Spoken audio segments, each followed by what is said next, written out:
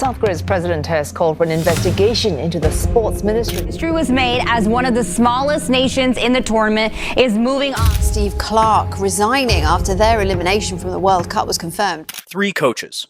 Gone. One signed a new contract, then quit just 30 days later. 2 others walked away within the same 24 hours. That is how the biggest World Cup in history finished its group stage. Not with celebrations, with resignations, a government investigation, and a president going on live TV to publicly destroy his own coach. While managers were falling apart, football's biggest dream quietly died. Messi versus Ronaldo. One last time. 20 years of hope. Ended by a dull 0-0 draw in Miami before it could ever happen. A country of just 500,000 people shocked the world. Iran suffered one of the cruelest eliminations you'll ever see. Brazil came back from the brink. The entire internet somehow fell in love with ranch dressing, and the United States became a team nobody wants to face. The group stage gave us chaos. The knockouts are about to make it even crazier. Let's get into it. Let us start with the wreckage on the touchline. South Korea crashed out of the group stage. Within 24 hours, head coach Hong Myung-bo had resigned. But the real story is what happened before he could even quit. The president of South Korea, Lee Jae-myung, went straight to national television. He ordered a full government investigation into the national team. He called Hong incapable. His exact words? That picking a leader based on personal loyalty instead of competence ends, as predictably as fire-burning paper, a sitting head of state setting his own coach on fire on live TV. And the fans had every right to be furious. In the must-win game against South Africa, Hong left Son Heung-min on the bench to start. Their captain. Their best player. The explanation? He wanted Son fresh for when the opponents tired later. Then he subbed him on at halftime when nobody was tired. Even Hong admitted afterward he would never do it again. South Korea lost 1-0 and went home early. Then there is Scotland. Steve Clark delivered something that had not happened in 28 years, taking Scotland to a World Cup. 1 month before this tournament, he signed a brand new 4-year contract. 1 month. A 3-0 loss to Brazil sealed their elimination, and instead of facing the cameras, Clark wrote the Tartan Army a goodbye letter titled Bye Bye Scotland, and walked away from everything he had built. 2 proud footballing nations, 2 managers who gave everything, 1 furious president, and we are not even a week into the knockouts.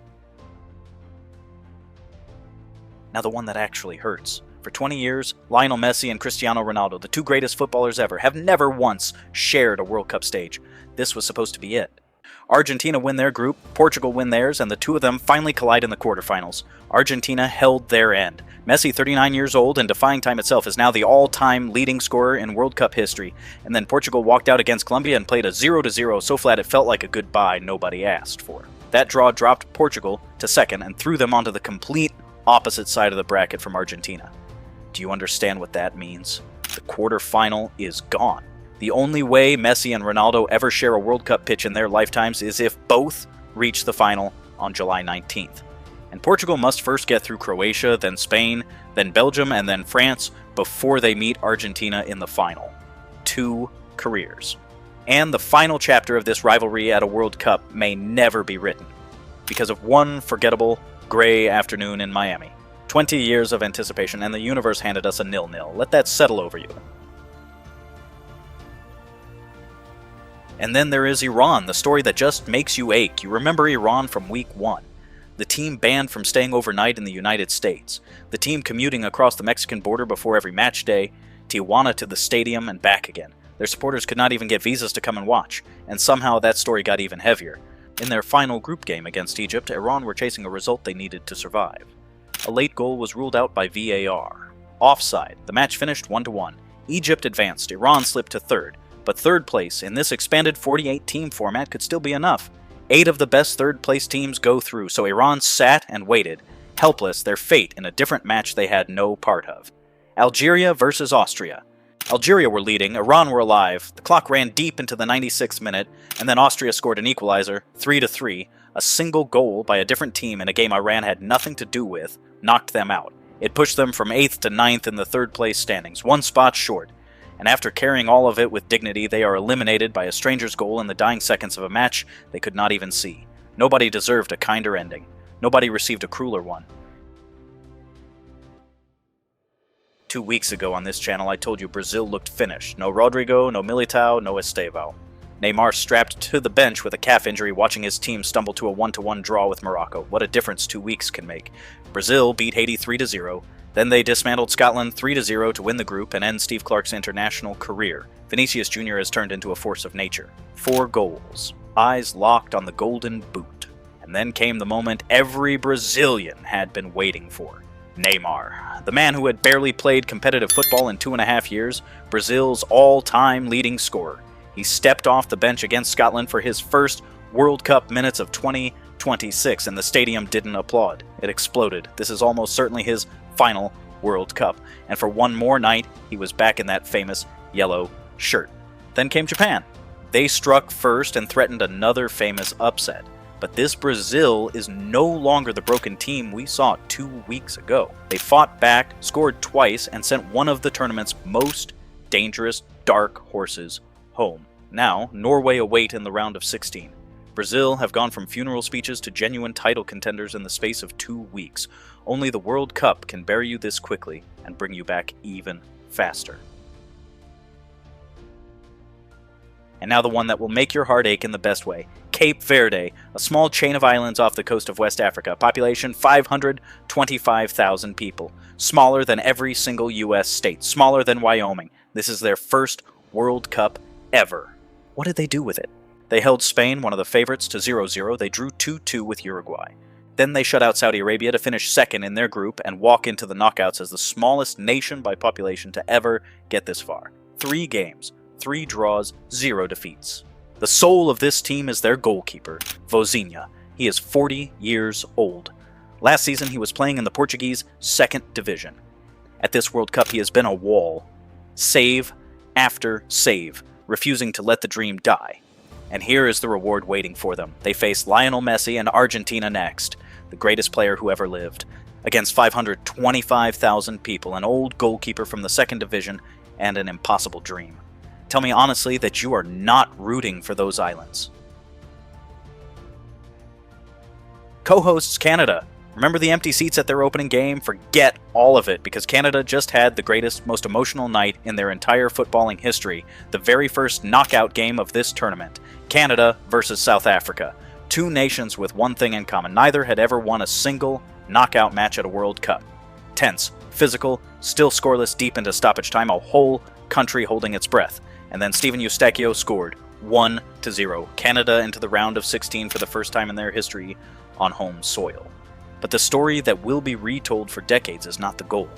It is the man who walked back onto that pitch, Alphonso Davies, Canada's biggest star. He missed the entire group stage with a hamstring injury, and the fear was real that his home World Cup was over before it began. Instead, he came back for this game, stepped onto the grass in front of his home crowd, and you could feel the shift.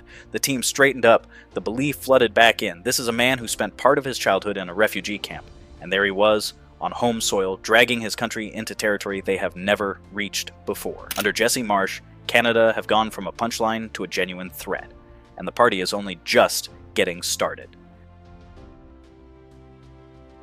Alright, you have been through the heartbreak. Iran, Messi, and Ronaldo, Cape Verde, you deserve this one.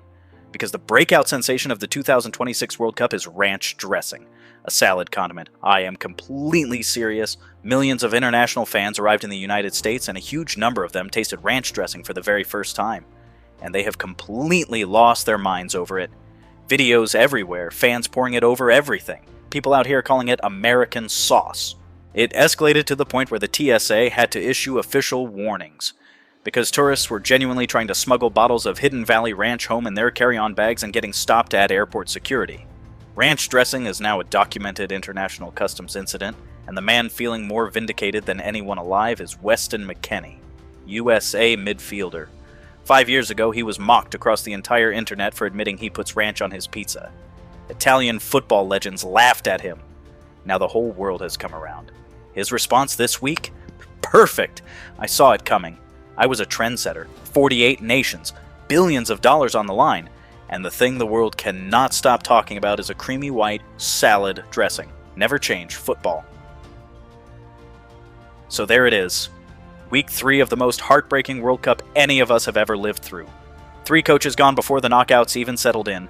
A president at war with his own national team on live television. The Messi and Ronaldo dream that 20 years could never deliver, killed by a 0-0 in Miami. Iran broken by a goal in a game they were not even playing. Brazil dragged back from the obituaries. Cape Verde rewriting what is possible. Canada winning when it mattered most. And ranch dressing somehow becoming the symbol of an entire World Cup. Here is what I need from you. Do you truly believe that both Messi and Ronaldo can reach the final on July 19th and hand us the showdown 20 years of football never delivered? Or is that dream already in the ground in Miami? And who is your dark horse? Because mine might just be an island chain, a 40-year-old goalkeeper, a mother waving a tiny flag, and 500,000 people daring to believe in something that was never supposed to be possible. Drop everything in the comments. If this fired you up, hit subscribe because the round of 16 is going to be absolute carnage. See you next week.